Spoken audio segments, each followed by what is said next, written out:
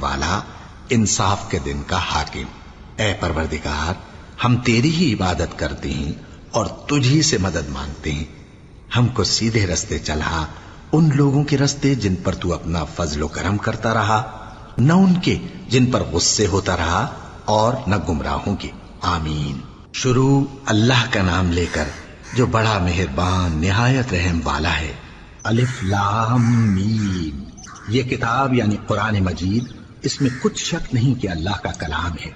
परहेजगारों के लिए रहनुमा है, जो गैब पर ईमान लाते और आदाब के साथ नमाज पढ़ते और जो कुछ हमने उनको अता फरमाया है उसमें से खर्च करते हैं।